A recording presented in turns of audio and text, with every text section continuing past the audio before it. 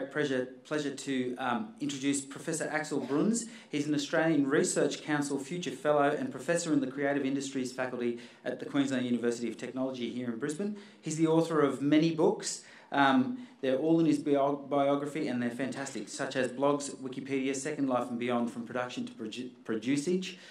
Please check those out. His research examines the uses of social media in political communication, crisis communication and other contexts. So would you please welcome to the stage Professor Alex Bruns.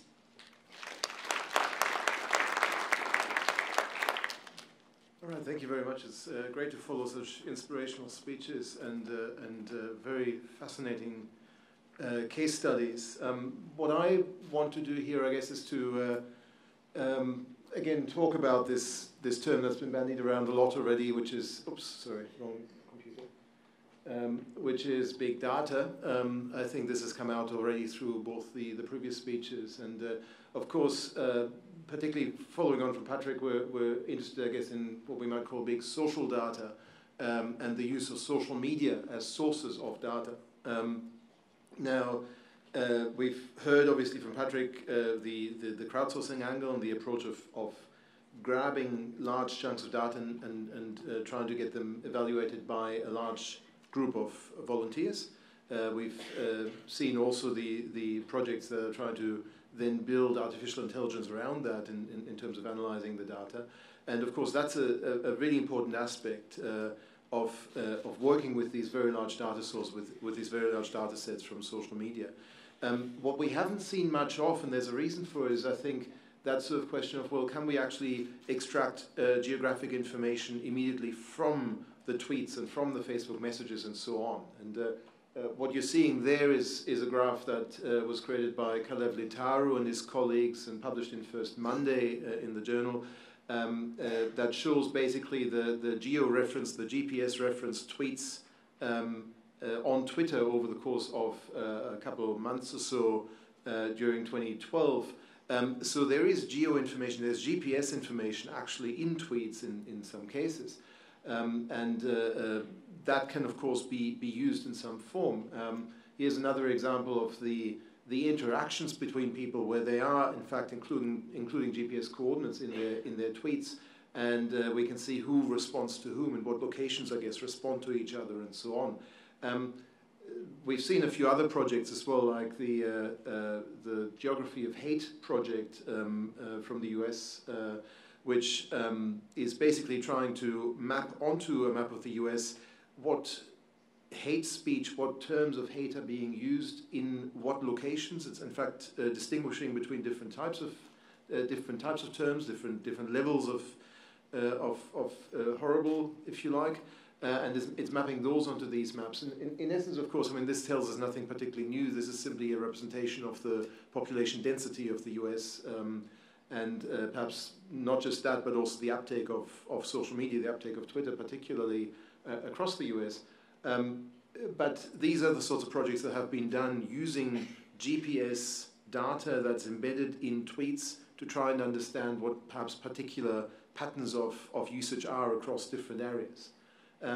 That's all great, and there's some interesting work that can be done with this. The main problem, though, is that only a very, very small subset of all tweets, of all social media posts, in fact, perhaps more broadly, is actually geo-referenced, is actually GPS located. So as you're seeing there, the Geography of Hate project looks at geo-tagged tweets, so tweets that really quite literally include GPS coordinates, as you can include them by using the Twitter app or using various other apps for tweeting, and tweeting particularly, of course, from GPS-enabled devices like mobile phones and tablets and so on. So there aren't really that many people. In fact, with the work that we've done in Australia, we can say there's maybe about 2% or so of users, of tweets that are in fact GPS located, that have geotags embedded. So the map itself shows interesting patterns, but ultimately they're actually interesting patterns from a very small subset of all social media posts, and a subset that I would argue is probably not representative, because the the use of GPS coordinates, the use of geolocating for tweets might in fact be a very niche kind of activity. It might be people who simply don't understand that they're actually revealing their information every time, their location every time they tweet, or it might be that they are, for whatever reason, very deliberately geolocating where they are constantly, but that's simply not the majority practice. By far, it's actually a minority practice. So it's not possible to say that the distribution, for example, of hate speech there on Twitter is actually necessarily representative for Twitter overall. It's just what we see in GPS tagged and geolocated tweets. So this is the problem that we're facing when we're dealing with social media data. There are some of these messages that do include GPS location, but they're simply not the majority. They're not the majority on Twitter. They're not the majority on Facebook. And even on some other platforms where geolocation is somewhat more prevalent, like Instagram, they're simply not the majority practice. So we have to rely on other sources, on other approaches to try and extract location information from social media. The other question is whether it's always necessary to really think about geolocation. If not, perhaps some other forms of location might also be useful in analyzing what happens in social media. So what about network location, in fact? And what about ultimately the interactions between network location and geolocation as well? When you look at an account on Twitter, and I will work with Twitter here more than with other social media platforms in what I'm saying, largely because there are some very significant practical but also ethical issues in working with the much more private data that's available on Facebook, and with some of the other platforms there are similar concerns. Twitter is a bit more productive in working with their data. So I'll focus here on Twitter, but a lot of this can also be translated to other platforms. So when we look at an account on Twitter, at the account information that the Twitter API in fact provides to us, there are a number of key fields that are available to us. People are entering a description for their account, they're entering a location, but that's free text, so it's not geolocation. It's actually just saying, I'm in Australia, I'm in Brisbane, I'm in Bris Vegas, I'm at the end of the world, whatever it might be, I'm out of my wits. These are all possible things that people might enter, or people might enter nothing, of course, as well. We're also getting information about the follower network that people have, of course, so who they follow, who follows them. We get information about when they joined, about what language they've set for the Twitter website, for the interface of the Twitter website. Many people, of course, stick with the default English, but there are also quite a few people who do set a particular language, particularly if they don't speak English in the first place. They can also set the time zone for their Twitter interface, which again has some location relevance, of course, too. And we also get some other key stats about their performance on Twitter, how often they've tweeted, how many followers and followees they've got, and so on. The only limitation here is that this is not available for what Twitter calls protected accounts. So these are the accounts that have been set to private, where you have to ask the user to be able to follow them, and where you don't get as much information about their profile. But here, in fact, we can, I guess, make a good argument that that's not so important, because globally only about 3.5% of all accounts are protected. So the vast majority are, we can actually get full information for these accounts. So if we're then interested in trying to select from the totality of all accounts on Twitter perhaps a particular population, a particular geographically defined location, these are, I guess, the areas that might be useful. What we can see about description, what we can see about their location, perhaps the interface time zone, perhaps the language, of course, in some cases. This is an example for trying to identify Australian users, as we've done at QUT. So what we've done here simply is to look for mentions of Australian locations or other terms that are identifiably Australian, like Australia, Australian, Aussie, Oz, and a few others. We've looked at a list of the top population centres in Australia, and in Australia particularly there aren't that many, so once you go past the 5 biggest cities, you've covered about 80% of the population probably. But we can, of course, take this further to much smaller centres as well. But from this, then, we can identify most likely a very large number of Australian users. And in fact, the other thing that we've looked in our work also is the interface time zone, because again, Australia has some some unique time zones, shall we say, each state, in fact, is basically given its own time zone on Twitter. So if people are setting this at all, then we can identify them by this as well. So this is what we've done, in fact, with our work, to try and identify from the global population of Twitter, from the global user base of Twitter, as many Australian users as are matching these criteria. And that for us resulted in about 2.8 million Australian accounts as of September 2013. There will be more by now, but this was what we found at that particular point. We can then, of course, go on and find out more about these accounts. We can find, again, the patterns of information that they provide about themselves, and we can also find the information that they give, or rather the information that Twitter provides about who they're connected with, how they're networking to each other. And that's then the result that appears once we've done that. So this is essentially a map of the Australian Twitter sphere as of September 2013, based on who follows whom, who connects to whom. In fact, in this case, I'm just showing you the most connected users, because the 2.8 million accounts and their 300-odd million connections took a little too long to render. So here I've just focused on the 140,000 most connected accounts. These are accounts that have a total number of connections of more than 1,000. That's followers plus followees. And that ultimately is the result of this. So if we're applying basic network analysis to this, we immediately identify the structure of that network, the clustering structure of that network, of areas of the network that are much more densely connected, other areas that are much more loosely tied together, depending on how many people from each group are following each other. And what we then did also was to go through and simply identify within these clusters who are the lead accounts, what defines these lead accounts, what themes and topics define these lead accounts, based on what they say in their profiles. And from that emerged some very clear patterns that we have. I don't know if I can do this here, that we have a cluster up there that's particularly around politics. We've got a cluster here that's particularly around sports. We've got clusters here that are around business, lifestyle clusters, and a whole group of teen users who are mainly following various teen idols and promoting their causes.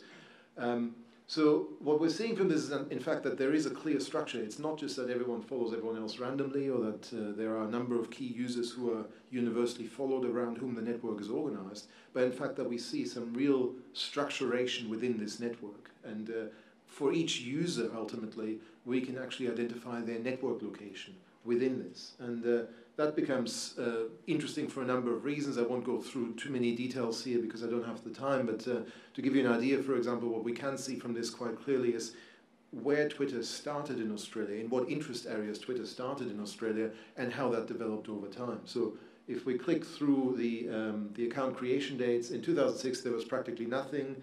There were a handful of users there who were users so from the broad sort of tech and netizen area, who were very early adopters, and that's where it grew from gradually. 2007, we've got a few more joiners and a few more major accounts. I think the ABC starts to set up its first account. 2008, again, there's a bit more growth. We see the politics area particularly starting to take off a little bit. 2009, we actually see much more adoption. So this is the real breakthrough year in Australia, where a very large number of people joined, and we see the sort of the network really filling out with people. We see sports and lifestyle and these sorts of pursuits taking off, but not yet the teen cluster, as you might notice. That's still in sort of dark grey and doesn't really quite exist yet. There's only a handful of users. By 2010, 2011, the network's really filled out. And it's only really from 2011 or so onwards that the teens actually come online as a very much a secondary adoption phase for Twitter in Australia. So something must have happened there. Perhaps some of the bands themselves and their idols actually encouraged the teens to come on board, and then probably the teens encouraged each other to do the same as well and really join Twitter. And that's really then filling out, and that's the last group that we've identified so far who've joined. 2013, again, we're sort of at the end there. So the point of showing you all of this is not just to say, well, this is actually how Twitter is developed in Australia, that's what it looks like, but ultimately what this provides to us is, in addition to what we can say about the physical location of people, we can also look at the network location of people. And in many cases, as we're thinking about the the efficacy of information travel, the efficiency of information travel, we're as interested in a sense in where people are located in the network, in the virtual space, in the online space, as we are interested in where they are located in geographic space, in the physical space.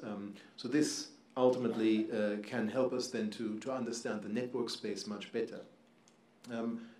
Again, just a very quick couple of examples. This is participation in discussion about the AFL Grand Final last year, and what we see there is obviously a very differential take-up across the map. We've clearly got great take-up there in sports. We've also got good take-up there in the politics space. A lot of people who are interested in politics also care about AFL. We've even got some take-up in the teen space because I think one member of One Direction tweeted about the AFL Grand Final, and so a few people responded to that as well. Whereas, and this is quite topical at the moment, whereas participation in Q&A in the ABC talk show, which has been in the news recently, is much more concentrated simply in the political area of the network. So from this we can really see also what people engage with, not just in the sort of the generic topics, the topics that they're always interested in, but how sometimes things actually skip beyond the clusters that are core to these particular topics. So back to geolocation, what we can then also do is to actually identify, to the extent that we know where people are, based on the time zone that they've set, or based on what they're actually telling us in their locational description fields, we can also work out, well, where in the network are perhaps particular Australian states actually represented.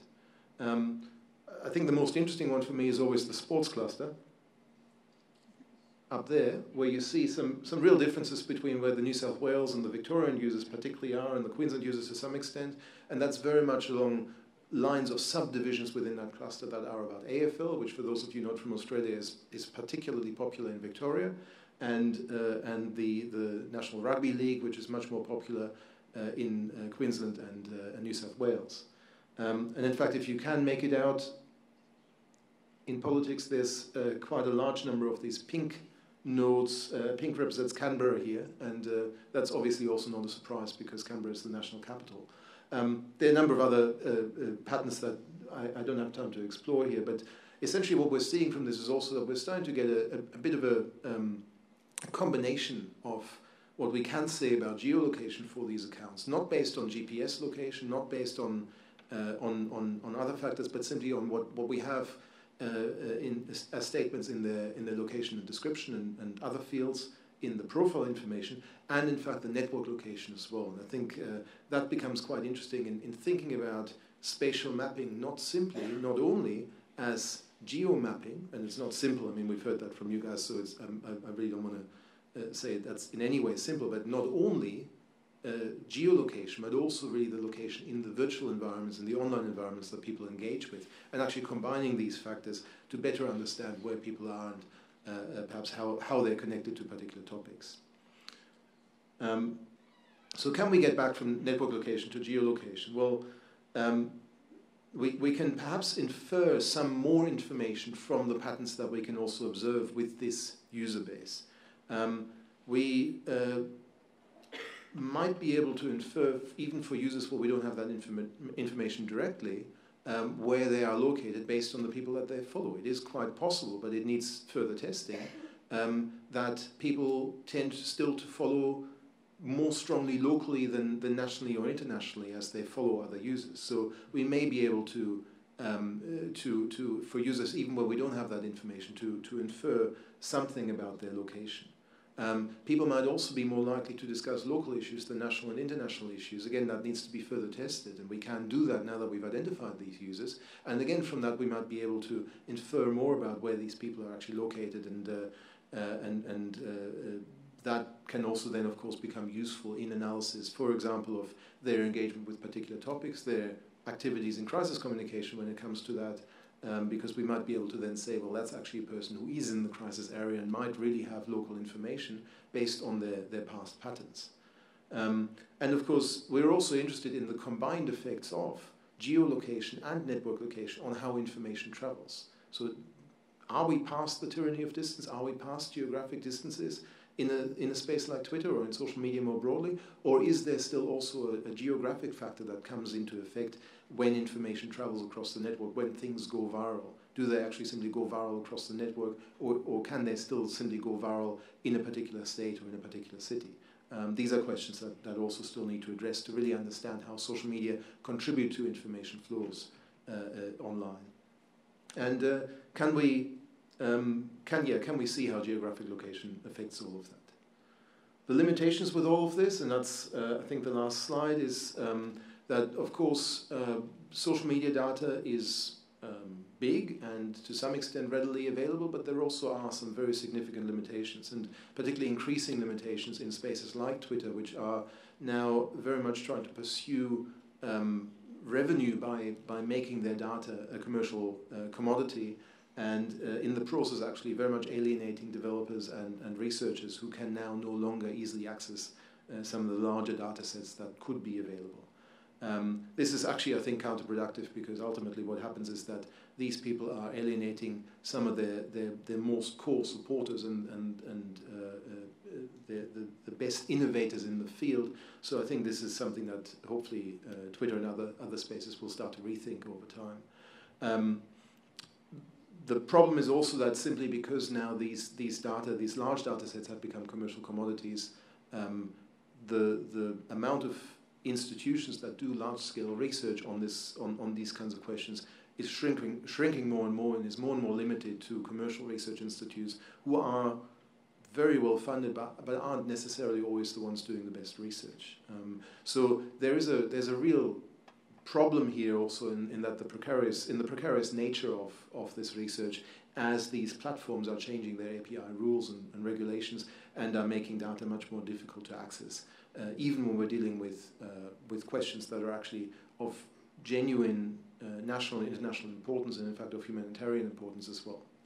I'll leave it there. Thank you very much, and for more information you can find us online as well. Thank you.